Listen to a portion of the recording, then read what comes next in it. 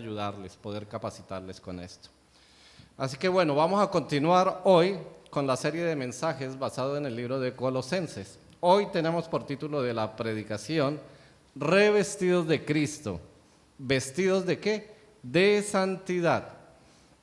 Pues esta serie de predicaciones las hemos denominado el poder de nuestra identidad en Cristo. Y esto es así porque muchos de los cristianos conocemos de Cristo, pero no hemos entendido o no hemos conocido del poder que tenemos en base a Jesús, de pertenecer a la familia de la iglesia. Así que en los mensajes anteriores, si los queremos resumir, básicamente lo que Pablo ha escrito en los 2 primeros capítulos es una defensa fehaciente, contundente y clara respecto a las doctrinas falsas o las falsas enseñanzas que se estaban ¿qué? Filtrando en la iglesia. Así que Pablo contundentemente deja claro por lo menos 5 enseñanzas, 5 doctrinas, se las enumero. La primera, solo en Cristo hay salvación. No necesita usted de absolutamente nadie más ni de nada más. Solo en Cristo hay salvación. La segunda, Cristo es la imagen visible del Dios invisible. Ahora, ¿cómo podemos ver nosotros a Dios? A través de Cristo.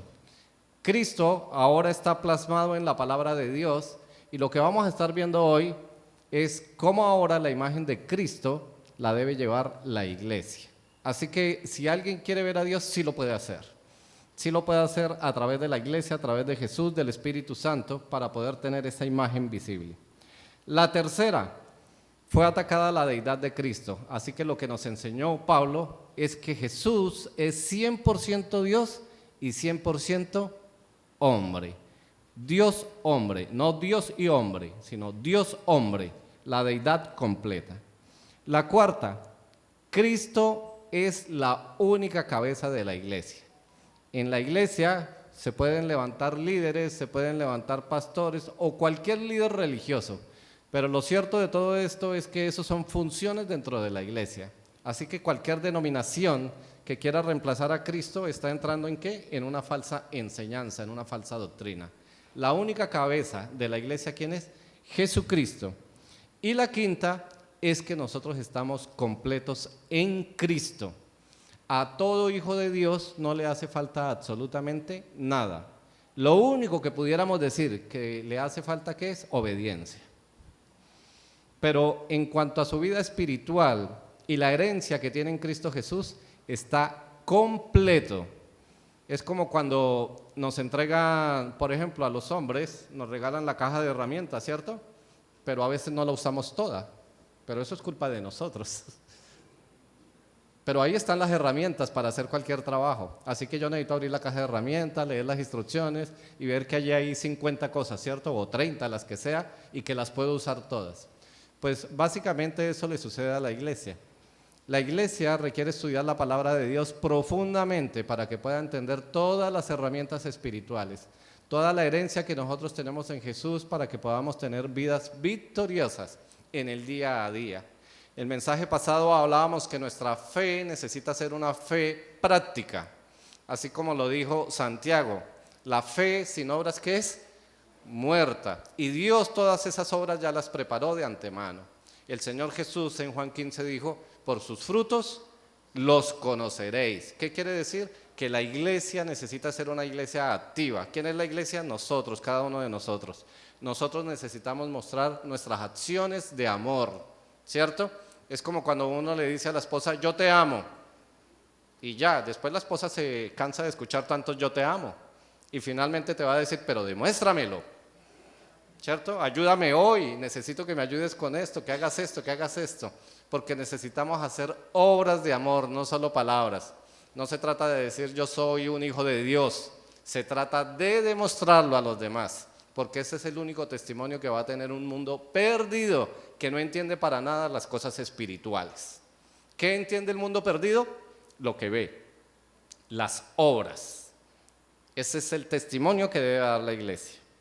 Ahora Pablo en los próximos 2 capítulos, en el capítulo 3 y 4, va a animar a la iglesia a que se ponga en acción. ¿Qué quiere decir eso? Dice, bueno, ustedes están llenos de conocimiento, pero ¿qué necesitan? colocar ese conocimiento espiritual en acción. Como quien dice, vamos a pasar de la teoría a la práctica. Y lo que va a hacer Pablo es, dice, bueno, ustedes ya todos tienen la imagen de Cristo, ¿cierto? Pero la imagen de Cristo se debe reflejar. Entonces, en este mundo de hoy, convulsionado, el Espíritu Santo me trajo como una simbología, un cuadro que podemos aplicar. En este mundo que mueve millones y miles de millones de dólares, hoy se paga muy bien a las personas famosas o que tienen cierta relevancia en la sociedad, en el mundo artístico, en el mundo deportivo. ¿Para qué? Para que sean imagen de algo. Se me ocurre pensar, por ejemplo, ¿quién no conoce al jugador Ronaldo, cierto? Además que jugaba en el Real Madrid, ahora está en la Juventus. Pero bueno, leyendo artículos deportivos, se dice que los jugadores que están en esa élite pueden recibir hasta $100,000 por hacer un Twitter. ¿Se imagina usted? Por ejemplo, Nike le dice, necesito que hagas un comentario informal sobre una clase de tenis. $100,000 y la gente está pensando que Ronaldo, me gustaron estos tenis, chévere, no. Todo eso está debidamente planeado.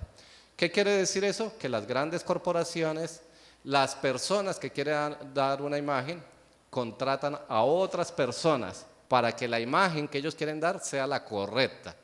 Ahora, las agencias de publicidad, ¿en qué se especializan? En eso, en darle la imagen al producto, que las personas que utilizan sean las adecuadas, ¿cierto? Si se quiere promocionar un artículo deportivo, se busca un deportista, ¿cierto? Para que diga, wow, si lo está usando tal persona, eso lo quiero yo. Entonces, la imagen es así. Y eso me llevó a ver con mi esposa un video que me llamó mucho la atención, que aparte de eso de llamarme la atención, me sorprendió. Es una investigación periodística. Resulta que las grandes ONGs, como por ejemplo Médicos Sin Fronteras y todas estas que están allí a ese nivel, que son reconocidas, ellas contratan a empresas para que recauden fondos. ¿Cómo es la logística que utilizan ellos? Ellos buscan a una empresa y esta empresa entrena a muchos jóvenes en especial, porque están de moda los jóvenes, y los colocan en las calles después de un entrenamiento. ¿Qué hacen? Les colocan un chaleco, un suéter con un eslogan, el eslogan de Médicos Sin Fronteras o de cualquier ONG y dicen, estos jóvenes que están en la calle se pueden acercar a usted y dice, es que yo soy voluntario de Médicos Sin Fronteras. Nosotros estamos acá porque amamos la visión de Médicos Sin Fronteras y queremos que Médicos Sin Fronteras lleve salud a otras partes. Pero en realidad lo que hacen es un negocio. A cada persona de esas se le está pagando dinero y ellos lo saben. Entonces, lo que hacen estas ONGs es contratar a estas empresas para que coloquen a los jóvenes en las calles, pagándoles, no son nada voluntarios, a veces ni están de acuerdo porque tienen metas comerciales. Tú tienes que recaudar 30 o 40 personas para hoy y tu meta es tanto y te vas a ganar tanto. Entre más recaudes, más ganas. Pero a los incautos, como nosotros, nos dicen, wow, este chico, wow, es de alabar que esté en la calle asoleándose por una causa. Son ¿qué? Imágenes erróneas que nos está vendiendo. Es completamente diferente. Dentro de esta investigación periodística, estos periodistas fueron, después del terremoto de Haití, a ver qué estaba haciendo la ONU y la UNICEF. Y le preguntaban a los contratistas que estaban allí, ¿qué está haciendo la ONU y la UNICEF? Y me llamó la atención de un ingeniero que contestó, bueno, lo único que le interesa a la ONU, desde el punto de vista de él, es que nosotros hagamos logos grandes de la ONU para que queden bien en las fotos. De ahí para allá, sencillamente la ONU tiene contratistas, como en cualquier dirigencia política, donde todo es un negocio. Por ejemplo, él decía, una casa, después de que sucedió el terremoto, que son carpas, esas casas valen $12,000. Y construir una casa para que la gente ya pueda vivir 15, 20 años en bloque en ladrillo, vale $6,000. Sin embargo, ¿a quién se contrata? A los contratistas de la ONU que tienen las carpas para hacer eso. Pero en el logo, las fotos que aparecen en la página de la ONU, todo se ve bonito, ¿no? Lo que está haciendo la ONU. Entonces, me llama la atención porque esta imagen, en cierta manera, nos convence, pero es una imagen distorsionada de lo que sucede. Durante la gira misionera, en muchos de los sitios que nosotros visitamos, tenían una distorsión de la imagen de Jesucristo. Así que nos pusimos entre charla y charla queriendo entrar un poco más en las conversaciones, por lo menos en nuestros grupos de evangelismo, concluimos que en Ojo de Agua hay una constante presión o evangelismo, o mal llamado evangelismo, de los testigos de Jehová y de los mormones, que están permanentemente todos los días evangelizando y haciendo estudios, evangelizando y haciendo estudios. Y que cuando nosotros fuimos a predicar el evangelio, mucha gente nos hablaba de Jesús y decían cosas de Jesús que no corresponden a la Biblia. Entonces, en uno de los evangelismos que yo pude tener en un grupo con unos padres de niños que asisten a la iglesia, yo le pregunté a él, ¿entiendes lo que dices? ¿Entiendes lo que yo estoy diciendo? Y él me decía, no, o sea, hay unas cosas que entiendo, pero estoy sorprendido por una cosa, porque de toda la gente que me ha visitado a mí para hablarme de cosas de Dios, usted es el primero que abre la Biblia. ¡Wow! Y le pregunto yo, ¿cuántos estudios cree usted que ha tenido aquí en su casa? Él dice, por lo menos unos 5 estudios. Y no tenía Biblia en su casa. Así que a lo último, después del evangelismo, le regalamos una Biblia. Interesante, ¿no? Así que Pablo básicamente ha escrito Colosenses por exactamente lo mismo. ¿Qué quiere decir? Que la potestad de Satanás ejerce cada día su mal llamado ministerio, ¿para qué? Para distorsionar la imagen de Jesús. Jesús es la imagen visible de Dios, eso ya lo entendimos. Jesús ha cumplido su ministerio terrenal a la perfección, pero Jesús se fue y está sentado ¿dónde? A la diestra de Dios Padre.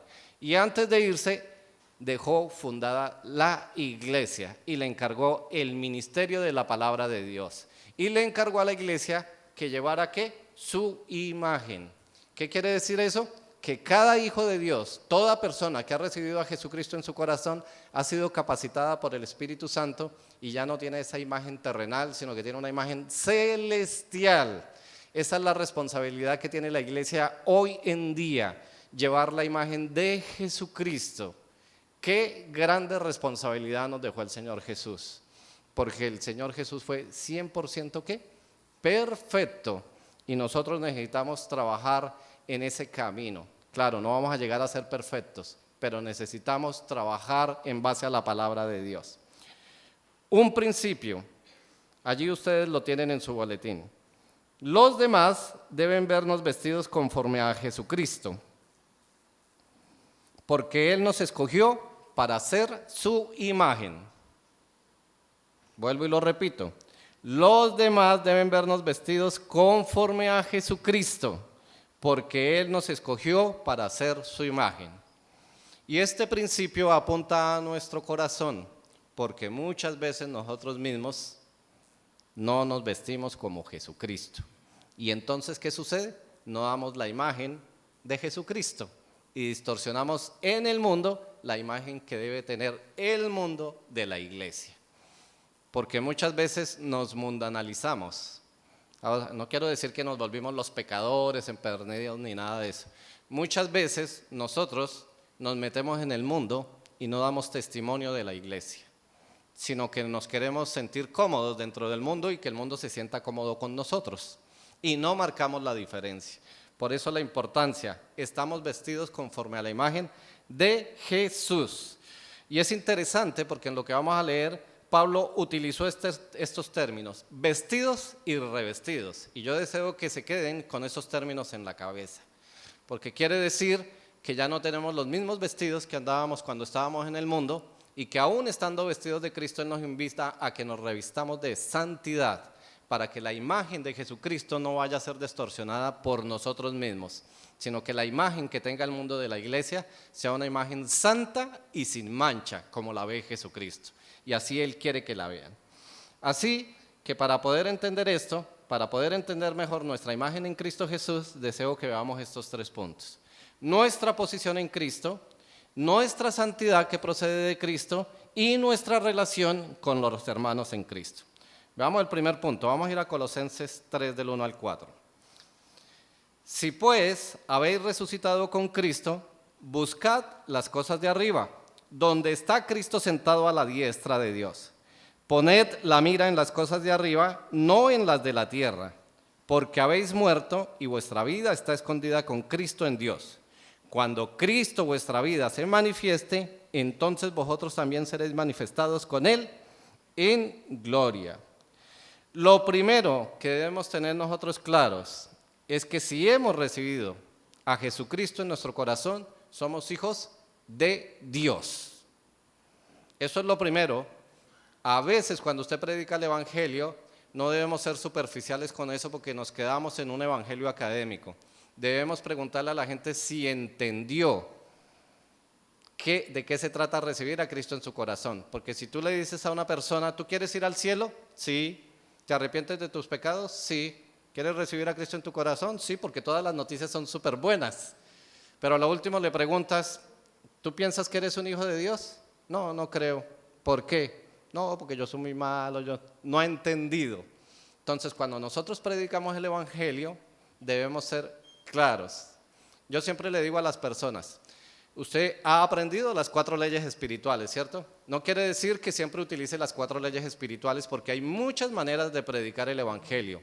Pero siempre tenga en su mente las 4 leyes espirituales, así sea con una historia bíblica, o sea con una canción, o sea con su testimonio, siempre dé los 4 pasos de las 4 leyes espirituales, porque allí está condensado todo, ¿cierto? Entonces, lo primero, entendamos que somos hijos de Dios y coherederos con Cristo. Vamos a ir a Romanos rápidamente, capítulo 8, versículos 16 y 17. Romanos 8, 16 y 17. El Espíritu mismo da testimonio a nuestro espíritu de que somos hijos de Dios, y si hijos también herederos, herederos de Dios y coherederos con Cristo. ¿Qué quiere decir eso? Que una vez que usted ha entendido que es un hijo de Dios, usted debe entender que ¿qué? Que por ser hijo de Dios usted es un heredero de Dios y coheredero con Cristo. ¿Qué quiere decir? Que toda la herencia que tiene Dios para su Hijo Jesús, la tiene para cada uno de nosotros. Amén por eso, ¿cierto? Pero a veces nosotros no encajamos con eso, sino que decimos, no, yo soy tan malo o he sido tan malo que yo no me puedo ser adjudicatario de tal herencia. Pero esa es la promesa que tiene Dios para nosotros y esa es la posición que nosotros debemos entender para poder entender el poder de nuestra identidad en Cristo. Además de eso debemos entender que hemos sido resucitados. Efesios 2:6. Ahora, nosotros no nos hemos muerto, ¿cierto? Físicamente, pero sí estábamos muertos espiritualmente a causa de nuestro pecado. Dice la palabra que estábamos muertos en nuestros delitos y pecados. Efesios 2:6. Y juntamente con Él nos resucitó y asimismo nos hizo sentar en los lugares celestiales con Cristo. Si ustedes observan el tiempo de este verbo, ¿cómo está? En pasado. No dice que nos va a resucitar. Él nos resucitó. ¿Qué quiere decir eso? Que nuestro espíritu estaba muerto. Y cuando Jesús resucitó, el poder de la resurrección, el poder de Dios a través de Cristo, de la sangre de Jesús, ¿qué sucedió con nuestro espíritu? Resucitó. ¿Qué quiere decir eso? Que nuestro espíritu cobró vida. Por eso leíamos, el Espíritu Santo ahora da testimonio a nuestro espíritu. ¿Qué quiere decir? Que hay 2 personas hablando. Antes no se podía porque había una que estaba muerta, el espíritu nuestro. Entonces, esa es la posición que nosotros debemos entender. Hemos sido ¿qué? Resucitados. Ahora podemos tener comunión. Allí mismo en este versículo dice que nosotros estamos sentados con Cristo. Vuelvo y leo. Y juntamente con Él nos resucitó y asimismo nos hizo sentar en los lugares celestiales con Cristo Jesús. Es nuestra posición hoy en día, ¿cierto? ¿Qué quiere decir? Que Él nos resucitó, el Señor Jesús subió, está sentado a la diestra de Dios Padre. ¿Y dónde está sentada su iglesia? Ahí al lado. ¿Qué quiere decir eso? Que nosotros de primera mano, espiritualmente, podemos observar el reino de Dios. De eso se trata nuestro caminar espiritual. Nosotros ahora espiritualmente estamos sentados ¿dónde? En el cielo. Amén por eso. Volvemos a Colosenses, versículo 3. Porque habéis muerto y vuestra vida está escondida con Cristo en Dios. ¿Qué quiere decir eso? Nos resucitaron. ¿Y ahora qué? Morimos, dice, a esa vida antigua que teníamos nosotros. Dice que esa vida completamente ya pasó. Nosotros estamos muertos a esa vida y allá debemos dejarla. Debemos entender que todo eso quedó allá. Dice también que tenemos capacidad para ver todas las cosas desde allá arriba. Primera de Corintios 2:16. Vamos a ir a Primera de Corintios. Me dicen si voy muy rápido. ¿Está bien?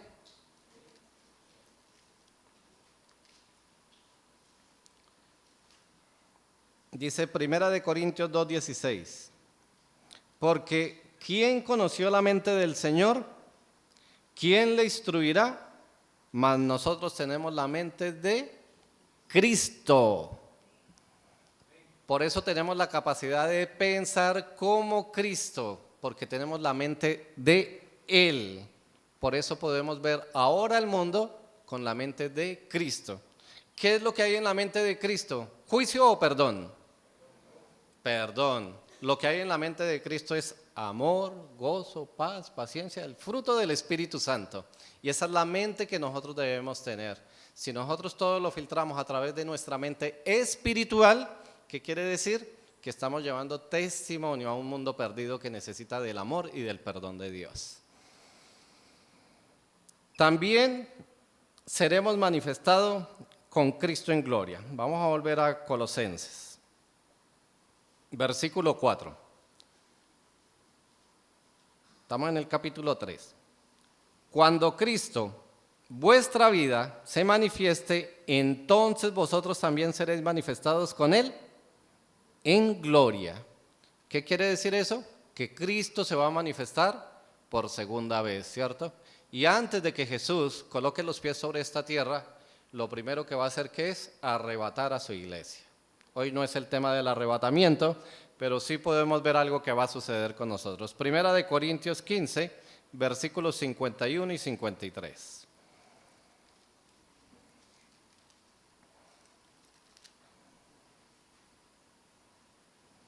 Dice el apóstol Pablo: he aquí os digo un misterio, no todos dormiremos, pero todos seremos transformados en un momento, en un abrir y cerrar de ojos, a la final trompeta, porque se tocará la trompeta y los muertos serán resucitados incorruptibles y nosotros seremos transformados. Porque es necesario que esto corruptible se vista de incorrupción y esto mortal se vista ¿de qué? De inmortalidad. ¿Qué quiere decir eso? Que nosotros, como somos herederos, ¿vamos a qué? A recibir un cuerpo igual al que recibió Jesucristo cuando resucitó. Dice que Él se manifestó en gloria. Si se acuerdan de un pasaje, una de las personas quería tocar a Cristo y me dijo: no me toques porque no he sido ¿qué? Que no he subido a Dios Padre. Nosotros ya estamos sentados allá y el Señor en el rapto de la iglesia, en el arrebatamiento, ¿qué? Nos va a dar ¿qué? Un cuerpo celestial. Primera de Corintios 15 explica todo eso al detalle, ¿cierto? Así que nosotros vamos a ser glorificados juntamente con Jesucristo, porque hacemos parte de esa misma herencia que tiene Dios para Jesucristo. Ahora, teniendo y entendiendo esta posición, esto nos lleva a tener una manera de vivir diferente, ¿cierto? Porque ahora ya entendemos cuál es nuestra posición en Cristo. ¿Qué es lo que quiere Cristo de nosotros como sus hermanos? ¿Qué es lo que quiere Dios de nosotros como sus hijos? ¿Qué es lo que quiere el Espíritu Santo de nosotros que mora dentro de nosotros? Así que nosotros debemos dejar la carnalidad en la que vivíamos y avanzar ¿hacia dónde? Hacia la santidad, lo que nos lleva al segundo punto. Nuestra santidad que procede de Jesucristo. Vamos a ir a Colosenses 3 nuevamente y vamos a leer del 5 al 10.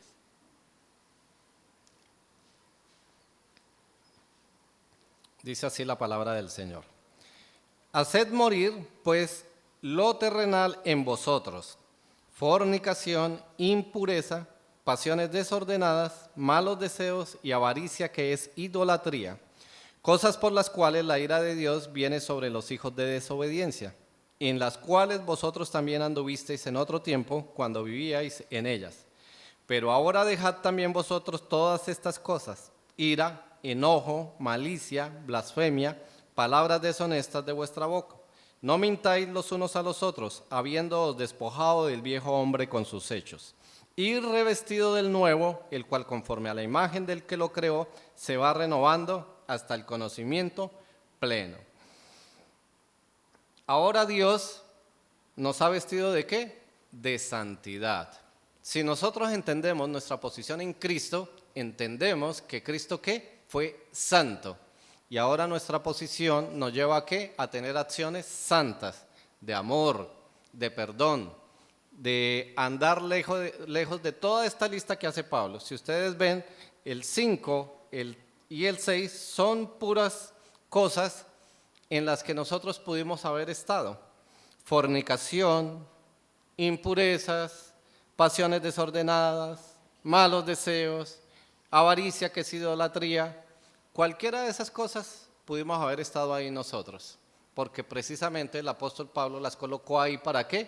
Para que nosotros las pudiéramos identificar y poder entender de lo que nos sacó Jesús. Que ahora no andamos en esas cosas, sino que se nos invita ¿a qué? A dejar absolutamente todo eso, porque esa vida que teníamos debe quedar como muerta completamente. Por eso se nos está invitando a la santidad. Romanos 8, versículo 1.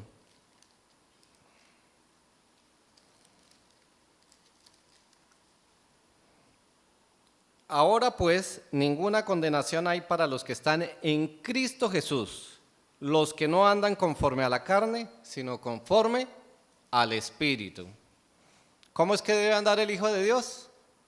Conforme al Espíritu, no conforme a la carne. Esto debe quedar a un lado. Y si avanzan más, al versículo 14 y 17 del mismo 8 dice: porque todos los que son guiados por el Espíritu de Dios, estos son hijos de Dios. Pues no habéis recibido el espíritu de esclavitud para estar otra vez en temor, sino que habéis recibido el espíritu de adopción, por el cual clamamos: Abba, Padre.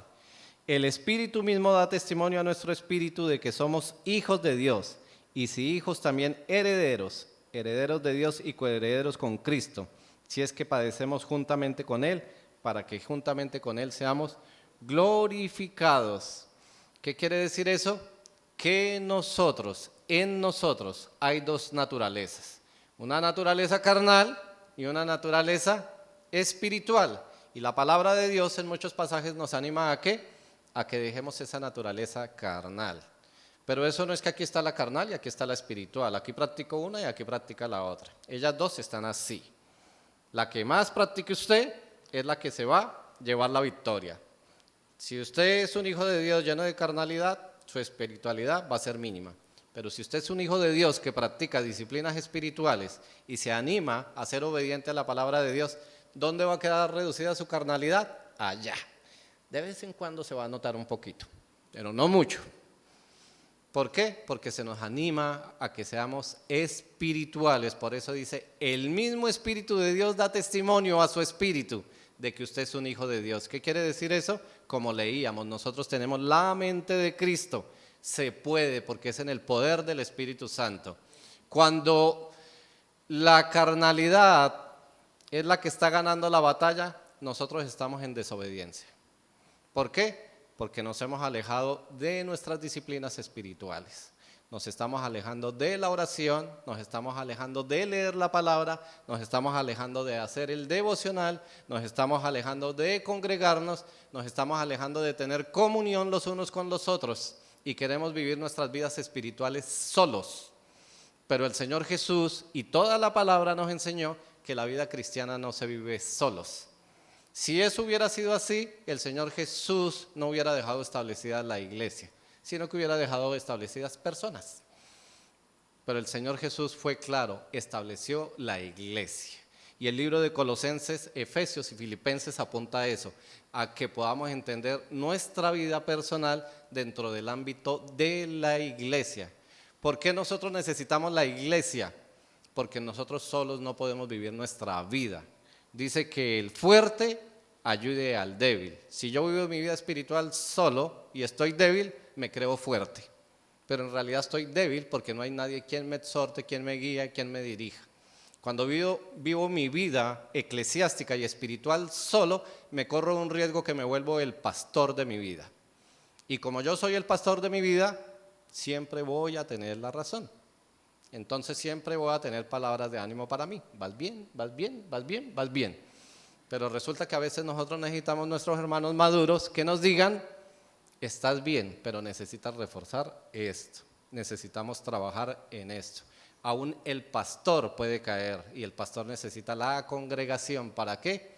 Para que se dé cuenta de esas cosas. Por eso necesitamos reunirnos, no solo los domingos. Es un ánimo para que nos reunamos ¿a qué? A orar en diferentes periodos de la semana, ¿cierto? Para que podamos hacer devocionales conjuntos, que practiquemos todas las disciplinas espirituales. Dice también, volviendo a Colosenses 3,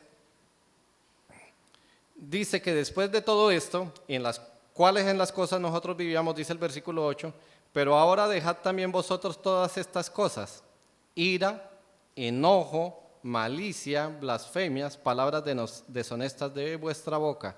No mintáis los unos a los otros, habiendo despojado del viejo hombre con sus hechos. Miren que Pablo está hablando de un proceso.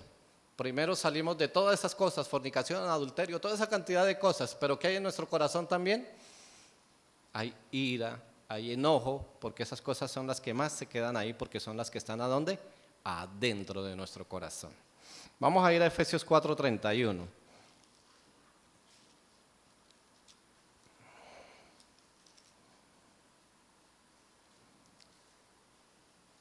A la iglesia de Éfeso básicamente le está diciendo lo mismo. Quítense de vosotros toda ¿qué? Amargura, enojo, ira, gritería y maledicencia y toda malicia. Y si ustedes estudian este versículo con cuidado, no son cosas diferentes. Es un proceso que sucede en el corazón de cada uno de nosotros. Mire, quítense de vosotros toda amargura. Si usted tiene un corazón amargado, no va a vivir una vida cristiana de gozo. Y cuando usted es amargado, ¿qué sucede? Hay cosas, o la mayoría de cosas, le van a producir enojo. Porque la amargura lo que conlleva es a tener espíritu de crítica y de juzgar. Entonces, usted como está amargado por alguna cosa que no ha querido despojarse, la Biblia ¿qué dice? La amargura produce ¿qué? Dice que todo eso produce raíz de amargura, ¿no? Y de ahí sale todo eso. Entonces, ¿de la amargura qué viene? El enojo. ¿Dónde está la amargura? Ahí adentro. ¿Y dónde está el enojo? Ahí, ¿no? Usted está viendo algo y de la amargura pasó al enojo. Pero después ¿qué viene? La ira. Empiezan a salir esos sentimientos y usted ya se empieza a descomponer. Ya es la ira y empieza a reclamar con su boca. Entonces es cuando nos vemos diciendo, ¿por qué? ¿Por qué no lo hicieron así? ¿Por qué esto? ¿Por qué lo otro? Ya está usted iracundo. ¿Y después qué sigue de esto? Empezamos a subir el tono de la voz. En las discusiones, aunque yo sé que ninguna redención le ha pasado eso, pero en las discusiones a veces se sube el tono de la voz. ¿Por qué? Empieza la amargura, el enojo, viene la ira y después viene ¿por qué tú? ¿Por qué tú? Y empieza ¿qué? La gritería. Ya usted se está descomponiendo totalmente. Ya usted está perdiendo el control. ¿Y después qué pasa? La maledicencia. ¿Qué quiere decir? Empiezan las palabras ofensivas y aún palabras sucias. Y eso sale de la boca también de los hijos de Dios. ¿Por qué? Todo empezó con la amargura y después ¿qué viene? La malicia, que es ¿qué? Planear cosas. En medio de la ira, del enojo, de la gritería y de todo esto, usted puede estar pensando ¿en qué? En tomar venganza, en actuar. Y si bien Pablo lo que está diciéndole a la iglesia es que nada de eso, que todo esto salga de su corazón. Por eso nosotros necesitamos la iglesia. Necesitamos hermanos. Amado hermano, si hay algo en tu corazón que te esté produciendo amargura, busca un hermano maduro en la fe, que te ayude a ¿qué? A orar, que tú puedas abrir tu corazón y exponer qué es lo que está pasando para que junto con la palabra de Dios el Espíritu Santo pueda tratar contigo. Porque no hay nada más grave en un hijo de Dios que un corazón amargado. Si hay corazones amargados, el evangelio que predicamos, ¿cómo lo predicamos? Un evangelio de juicio. Hay mucha gente que está amargada y el evangelio que predica es: el juicio de Dios va a venir sobre ti, que descienda fuego y azufre, pecador. Pero la palabra nos enseña que de allá a todos nos sacó Dios. Ahora nosotros debemos predicar el evangelio con verdad. Pero ¿qué nos dice? Que primero con amor, porque eso fue lo que hizo Cristo. Subió a la cruz por amor. Versículo 10, volviendo a Colosenses 3. Dice: y revestido del nuevo, el cual conforme a la imagen del que lo creó, se va renovando hasta el conocimiento pleno. ¿Qué quiere decir eso? Que usted ya tiene su vestido de santidad. Pero en la medida que usted va avanzando en su vida espiritual, ¿qué dice Pablo? Revístase. ¿Qué quiere decir eso? Póngase un vestido sobre el otro. Porque usted tiene una imagen conforme al que lo creó. Jesús lo ha regenerado a usted. De modo que si alguno está en Cristo, nueva criatura es. Las cosas viejas pasaron, he aquí todas son hechas ¿cómo? Nuevas. ¿Qué quiere decir? Que cada día usted se revista de santidad, de esa nueva imagen que le ha dado Cristo Jesús. Necesitamos revestirnos. ¿Qué quiere decir eso? Que en nuestra foto espiritual, o sea, cuando usted le saquen la foto espiritual, ¿quién debe aparecer allí? La imagen de Cristo. En uno de los mensajes pasados les decía: hagan este ejercicio, véanse al espejo en las mañanas cuando se duchen o en las tardes, y véanse al espejo y digan: esta es la imagen de Jesús. ¿Sí se lleva el evangelio dignamente en mí? ¿Sí lo llevo dignamente? Yo debo ser esa imagen, una sonrisa y no una cara de amargura. ¿Por qué a mí? ¿Por qué a mí? ¿Por qué a mí? No, fuera toda amargura. Dios tiene un propósito en absolutamente todo. Paréntesis, cuando veníamos de vuelta, que nos vinimos a las 12 de la noche, en los dos carros, el pastor Raúl, que es un intrépido para manejar, él venía adelante mío y yo detrás persiguiéndolo. Pero era como la 1 de la mañana. Bueno, un carro que iba adelante del pastor Raúl dejó caer todo el bumper, algo, venía seguro como medio desbaratado y él no tuvo tiempo de reaccionar, o no reaccionó porque sería algo muy peligroso. ¿Y qué sucedió? Cruzó por encima de todo eso. Bueno, así que juntos estuvimos ahí en el hombro de la carretera, pero eso se dañó todo, ¿no? El bumper del carro nuevo se dañó todo.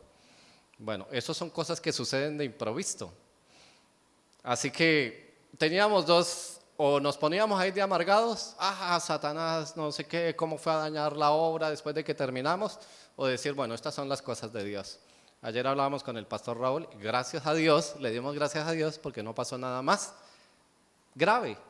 Él se hubiera podido salir de la carretera, cualquier cosa hubiera pasado, pero el Espíritu Santo controló sus reflejos y él tomó la decisión en milésimas de segundo de no hacer algo peligroso, sino que sencillamente pasó por encima y se orilló en la carretera. Y mire las cosas de Dios. Justo ahí llegó un joven, como de ¿qué? Unos 23 años, y él se dio cuenta, porque él estaba intentando quitar eso de la carretera, cuando él se dio cuenta. Así que él vino y nos ayudó, bajó su herramienta del carro, y nosotros lo único que hicimos fue con nuestras lamparitas cuidarlo mientras él hacía el trabajo, sin ningún interés, nada de interés. Así que yo después me puse a hablar con él y le regalé 4 leyes espirituales. Y así nos cruzamos los teléfonos, porque él me dijo: yo alquilo de estos carros por si acaso algún día necesita. Tengo 2 para eso. Pero yo le di las 4 leyes espirituales porque estábamos en una oscuridad y yo le digo a él: mira, ¿sabes de qué habla este mensaje? Cristo un día vino a un mundo así en esta oscuridad y alumbró con su luz para salvación de nosotros. Y yo creo que el encuentro, o Dios te puso hoy para nosotros, para que tú veas la luz de Cristo. Así rapidito le di las 4 leyes espirituales y nos cruzamos los teléfonos y él dice, bueno, esas son las cosas de Dios, y me dio su testimonio de por qué él paró. Él dice, hace 2 años yo tenía una moto de esas de alta velocidad y en una curva de estas me salí de la carretera. Y mi vida fue salvada porque justo en ese instante venía otro carro y paró y me auxiliaron. Así que me mostró todas las cicatrices que tenía de ese golpe. Son las cosas que hace Dios. Y eso es algo espiritual y debemos verlo así. Así que revistámonos nosotros para hacer ¿qué? Obras de amor. Nosotros somos la imagen de Jesucristo. En nuestra foto espiritual como la imagen de Dios, ¿qué no puede faltar? Esto, cuando se saque usted la foto, usted debe aparecer así. La foto espiritual. Cuando le saquen esa foto, en su foto debe aparecer esto. La palabra de Dios. Porque sin palabra de Dios, no nos engañemos, no hay crecimiento espiritual. No hay crecimiento espiritual. A veces yo tengo algunas personas que me hablan al oído y me dicen, ¿por qué dijiste esto? Y yo después les explico por qué. Y una vez me dijeron, porque yo me refiero a todo lo que enviamos cada día, nuestro pan diario, en el WhatsApp como una meditación. Y eso es una meditación. Tú no debes tomar el pan diario como un devocional. ¿El pan diario qué es? Una meditación que te sirve de ánimo. Es como cuando a las 10 de la mañana te comes una fruta. Ese no es tu desayuno, eso es como para recuperar un poquito la energía. Pero el pan diario que se envía cada mañana, y gloria a Dios porque se lo enviamos, yo creo que a miles de personas, nos viene, va, cada uno tiene un grupo alterno, ¿cierto? Que lo reenvía. Gloria a Dios por el pan diario. Pero no es un devocional. Un devocional, como su nombre lo indica, que es un tiempo de devoción con Dios, donde tú te sientas con la palabra de Dios, con el espíritu animado a orar, con tu cuaderno, con tu lápiz o con tu pluma. ¿Para qué? Para dejar que la palabra de Dios hable a tu corazón. ¿Qué quiere decir eso? Que tú no estás haciendo un devocional para después decirle a alguien, fue que hoy hice 15 versículos.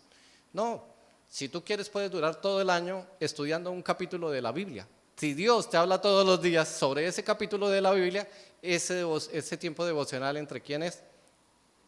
Entre tú y Dios solamente. Nadie te va a pedir cuentas de qué fue lo que estudiaste. Otra vez sigues en el capítulo 1 de ese libro, ¿no vas a avanzar? No, si tú genuinamente lo estás haciendo en tu corazón, pues bueno, quédate que Dios te hable sobre un libro específicamente. Lo importante es que tú tengas la disciplina de sentarte para que Dios te hable. Así como tú le hablas a Dios a través de la oración, que Dios te pueda dar de vuelta la respuesta. Así que nuestro caminar en santidad marcará nuestras relaciones con los demás, porque eso va a hacer una diferencia. Así que tenemos nuestro tercer punto, nuestra relación con los hermanos en Cristo. Colosenses 3, versículos 11 al 17. Donde no hay griego ni judío, circuncisión ni incircuncisión, bárbaro ni escita, siervo ni libre, sino que Cristo es el todo y en todos. Vestidos pues como escogidos de Dios, santos y amados de entrañable misericordia, de benignidad, de humildad, de mansedumbre, de paciencia, soportándoos unos a otros y perdonándoos unos a otros si alguno tuviere queja contra otro. De la manera que Cristo os perdonó, así también hacedlo vosotros. Y sobre todas estas cosas, vestidos de amor, que es el vínculo perfecto. Y la paz de Dios gobierna en vuestros corazones, a la que asimismo fuisteis llamados en un solo cuerpo, y sed agradecidos. La palabra de Cristo more en abundancia en vosotros, enseñándoos y exhortándoos unos a otros en toda sabiduría, cantando con gracia en vuestros corazones al Señor con salmos e himnos y cánticos espirituales. Todo lo que hacéis, sea de palabra o de hecho, hacedlo todo en el nombre del Señor Jesús, dando gracias a Dios Padre por medio de Él. Pues básicamente lo que nos está hablando este pasaje es que Dios es un Dios relacional. Y la única manera que Dios ha establecido para mostrar que Él es un Dios relacional, que se relaciona con la humanidad, es dejando como ejemplo ¿a quién? A la iglesia. El mundo está viendo a la iglesia. Y el mundo debe ver en la iglesia algo que quiera, que el mundo pueda decir, yo quiero relacionarme así con los demás, como se relacionan en la iglesia. ¿Por qué? Porque nosotros tenemos una posición en Cristo que nos lleva a caminar en santidad y ahora eso va a marcar nuestras relaciones dentro de la iglesia los unos con los otros y para con los de afuera. Pero los de afuera no entienden muchas cosas de lo de acá adentro, ¿cierto? Entonces el ejemplo que van a tener los de afuera, ¿quién es? ¿Cómo nos relacionamos? Los de aquí adentro. Por eso yo siempre digo, nunca hable mal de alguien de la iglesia. Dice la palabra, soporte el agravio. Sopórtelo, porque nosotros pecamos constantemente y podemos defraudar a las personas, ¿cierto? Pero que eso se quede dentro de nosotros. ¿Por qué? Porque nosotros lo podemos solucionar. Pero las personas de afuera, cuando escuchan esos comentarios, refiriéndose mal a usted, a un hermano de la iglesia, a un líder, a un pastor, se decepcionan completamente de la iglesia. Y dicen, ¿para qué ir a una iglesia que es lo mismo? Solo que allá se reúnen los domingos. Así que mejor el domingo me quedo acostado. Para ir a hablar mal de otro, mejor lo hablo aquí en mi casa. Entonces nosotros debemos ser cuidadosos con lo que hablamos, ¿cierto? Vamos a ver varias cosas que nos invita a hacer la palabra. Versículo 11. Donde no hay griego ni judío, circuncisión ni incircuncisión, bárbaro ni escita, y etcétera. En nuestra relación con los demás no hay acepción de personas. Nosotros debemos relacionarnos entre todos, no importa quién haya en la iglesia. Acostumbrémonos a conocernos los unos a los otros. Lógicamente, por nuestra naturaleza humana, nosotros somos más afines con otras personas, ¿cierto? Pero eso no quiere decir que no nos podamos relacionar. Así que un buen ejercicio es cada domingo usted haga el propósito de conocer a personas diferentes dentro de la iglesia. Aprendernos el nombre de todos, qué hacemos, preocuparnos los unos por los otros, porque la palabra nos exhorta ¿a qué? A que no hagamos acepción de personas. Lo segundo, versículo 12. Vestidos pues como escogidos de Dios, santos y amados de entrañable misericordia, de benignidad, de humildad, de mansedumbre y de paciencia. ¿A qué se está refiriendo Pablo? Bueno, ese es el fruto del Espíritu Santo, ¿cierto? Nosotros como iglesia debemos ser llenos del Espíritu Santo en la manera como nos relacionamos. ¿Qué quiere decir eso? Con amor, con gozo, con paz, con paciencia, con benignidad, con bondad, con fe, con mansedumbre, con templanza. Bueno, todas las 9 cosas que nos habla el fruto del Espíritu Santo. Otra cosa súper importante, versículo 13. Soportándoos unos a otros y perdonándonos unos a otros. ¿Qué debemos hacer nosotros como iglesia? Soportarnos y perdonarnos. ¿Qué quiere decir eso? Dele gracias a Dios. Yo personalmente le doy gracias a Dios por cada uno de ustedes porque me soporta. Muchas veces estoy aquí en el púlpito y digo cosas inadecuadas, así que de vez en cuando me jalan las orejas. Pero si me equivoco, sopórtenme y perdónenme. A veces utilizamos el versículo al revés, ¿no? Tengo que soportarlo y perdonarlo. No, dele gracias a Dios por su iglesia que lo soporta y lo perdona. Y de respuesta que haga usted, lo mismo. Así como lo soportan a usted, soporte usted a los demás. Porque tenemos demasiados defectos cada uno de nosotros. Dice versículo 14. Y sobre todas estas cosas vestidos de amor, ¿qué es el vínculo? Perfecto. Cuando vean a la iglesia desde afuera, ¿qué es lo que deben ver? Amor. Si fuera una cómic, que sería puros corazoncitos, ¿no? Puros corazoncitos en la iglesia. Todo amor, todo amor. Porque ese es el ¿qué? El vínculo perfecto. A nosotros no nos une la doctrina, a nosotros nos une el amor de Jesús. Nosotros no nos debemos llenar de la doctrina de Jesús, nosotros debemos llenarnos de la persona de Jesús. Y eso conlleva ¿a qué? A que aprendamos su doctrina, cosa diferente. Porque si no dejamos la persona de Jesús por fuera y nos llenamos de conocimiento. Así que debemos enfocarnos en la persona, por eso somos llamados cristianos, porque seguimos a Cristo, a una persona. Así que la muestra de amor de Jesús es la muestra de amor más grande que pueda haber hecho una persona, ¿cierto? Dios dio a su Hijo unigénito por cada uno de nosotros como muestra de amor. Versículo 15. Y la paz de Dios gobierna en vuestros corazones, a la que asimismo fuisteis llamados en un solo cuerpo, y sed agradecidos. Interesante que lo que dice Pablo aquí es, no nos está llamando a que tengamos paz, sino a ser gobernados por la paz. ¿Qué quiere decir eso? En un gobierno usted atiende las indicaciones. Y es interesante que Isaías se refirió a Jesucristo como príncipe ¿de qué? De paz. Es príncipe de paz. ¿Qué quiere decir eso? Que nuestro corazón debe estar gobernado por la paz de Jesús. Yo no doy la paz como el mundo la da. Él la da de manera diferente porque es una paz espiritual. Y nosotros debemos sujetarnos en ese gobierno. Y es supremamente interesante que antes nos habló ¿qué? Alejados de ¿qué? De toda amargura, de todo enojo, de toda ira, porque lo que debe gobernar en nosotros ¿qué es? La paz y el amor.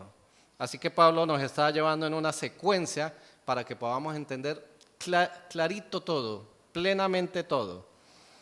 Dice el versículo 15 también a lo último. Dice, a la que asimismo fuisteis llamados en un solo cuerpo. O sea que si alguien en la iglesia no tiene paz, en la iglesia no hay paz. Necesitamos todos tener el mismo corazón de paz. Y dice, y sed agradecidos. Allá en Primera de Tesalonicenses 5:18, ¿qué dice? Dar gracias a Dios por todo, porque esa es su voluntad. Entonces, si nosotros tenemos un corazón de amargura, nos quejamos delante de Dios por todo. Pero si tenemos un corazón agradecido, le decimos, Señor, gracias por esta circunstancia, aunque yo no entienda tu propósito, pero con seguridad que hay un propósito. Así que yo confío en fe en lo que estás trabajando en mí, porque tendemos ¿qué? A desesperarnos, ¿cierto? Entonces, que seamos agradecidos en absolutamente todo. Dios aún utiliza la pecaminosidad. ¿Para qué? Para acomodar las fichas en nuestras vidas. Nosotros fallamos y Dios tiene un propósito en eso porque Él sí tiene el panorama de todo.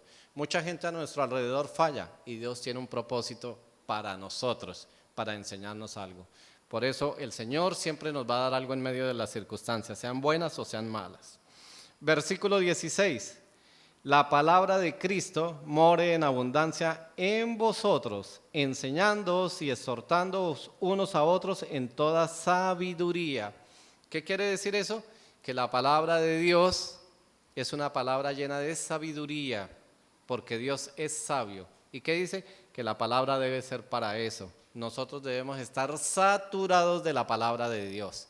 ¿Por qué debemos estar saturados de la palabra de Dios? Porque el Espíritu Santo nos va a recordar la palabra de Dios en las circunstancias en las que estemos. Cualquier circunstancia por la que usted esté pasando, si usted tiene palabra de Dios, el Espíritu Santo, ¿qué le va a traer a su memoria? La palabra de Dios para guiarle, para dirigirle en las diferentes circunstancias. Segunda de Timoteo 3:16, ¿qué dice? Toda escritura es inspirada de Dios y útil ¿para qué? Para enseñar, para redarguir, para corregir y para instruir en justicia. Para eso es el propósito de la palabra de Dios, para que todos podamos caminar conforme a lo que quiere Jesús. Después dice el versículo,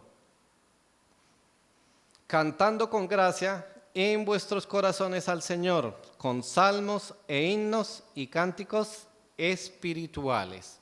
Así que ahora el Señor está relacionando ¿qué? Los salmos y los himnos y los cánticos espirituales en nuestra vida. ¿Sirve para qué? Como una fase de la adoración. Las alabanzas es una parte de la adoración porque nosotros debemos adorar a Dios con toda nuestra vida, desde lo profundo de nuestro corazón. Pero escuchemos ¿qué? Salmos e himnos y tengamos cuidado con los cánticos espirituales. No me voy a meter en ese tema. Todos en libertad. Los salmos están claritos en la Biblia. Los himnos, pues hay mucha variedad de himnos que son hermosos. Pero los cánticos espirituales, cada quien tiene un gusto por ellos. Así que solo seamos cuidadosos con lo que escuchamos. Que todo sea para la honra y gloria del Señor.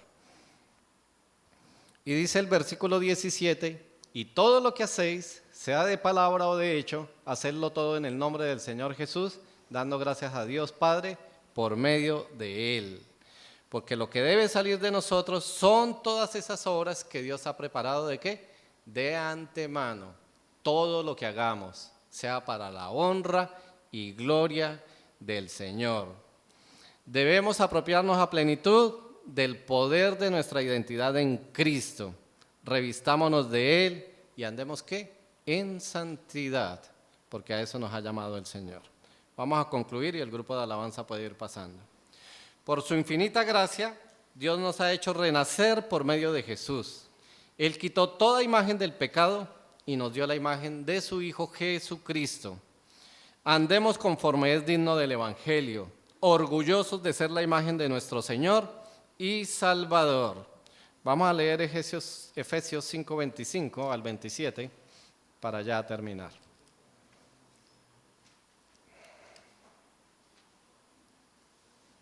Efesios 5:25 al 27.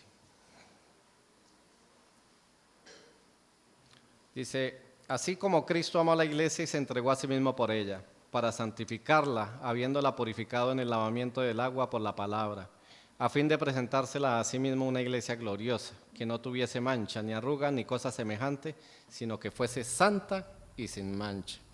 La iglesia, ¿cómo la ve Jesús? Santa y sin mancha. Andemos nosotros conforme a esa imagen.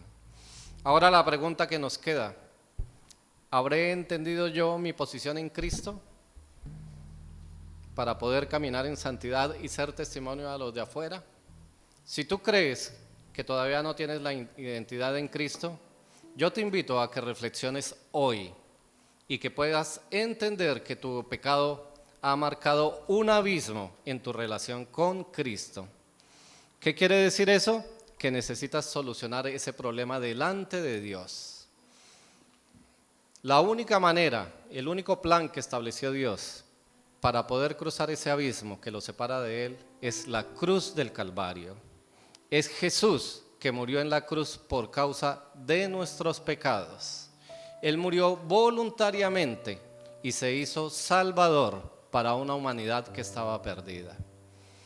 Así que si hoy tú puedes reflexionar y has podido entender que eres un pecador delante de Dios y has entendido que necesitas de un Salvador, el único Salvador, la única provisión que tiene Dios es Jesucristo.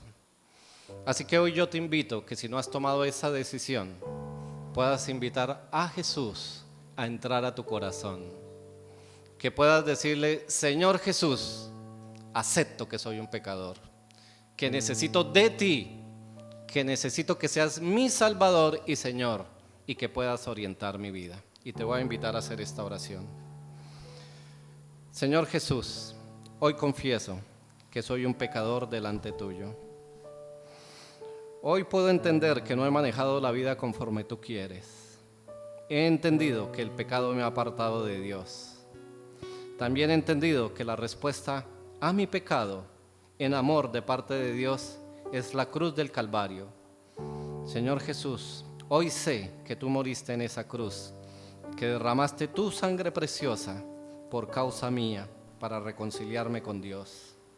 Señor Jesús, hoy te invito a que entres a mi corazón. Hoy te invito a que seas el Señor y Salvador de mi vida. Desde hoy te entrego mi vida para que tú hagas con ella conforme tú deseas. Gracias, Señor Jesús. Hoy declaro que tú eres el Señor y Salvador, Señor. Amén. Si tú has hecho esta oración y si has podido entender el mensaje de hoy, quiero decirte que si has tomado una decisión por Cristo, ahora te puedes identificar con la imagen de Jesús.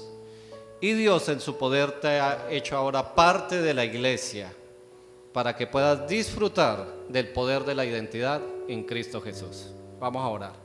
Padre, te alabamos y te bendecimos en esta tarde. Gracias por tu palabra, Señor. Gracias por la identidad que tú nos has dado, Señor. Gracias por la santidad y gracias por nuestra relación con nuestros hermanos, Señor. Ayúdanos, Padre, cada día a poder practicar esas disciplinas espirituales. Padre, ayúdanos a entender a la plenitud lo que tú hiciste en la cruz y ayúdanos a entender a la plenitud la herencia que tenemos en ti. Ayúdanos a caminar en santidad diariamente, a que podamos desprendernos de esa vida pecaminosa, Señor, completamente. Padre, ayúdanos a mejorar todas esas áreas de la vida, Señor, a entregárselas al Espíritu Santo, Padre del cielo. Ayúdanos a mejorar nuestras relaciones dentro de la iglesia, Señor, para testimonio de los de afuera. Ayúdanos a tener presente ese vínculo perfecto del amor, que es lo que nos une, Padre del cielo. Gracias, Padre, por todos los que nos encontramos aquí hoy día. Oramos por aquellos que están en enfermedad, por aquellos que no pudieron venir, Señor, y por todos aquellos que han escuchado este mensaje, Señor, que sea para la edificación de tu cuerpo, Padre del cielo. Te pedimos estas cosas en el nombre de Jesús. Amén.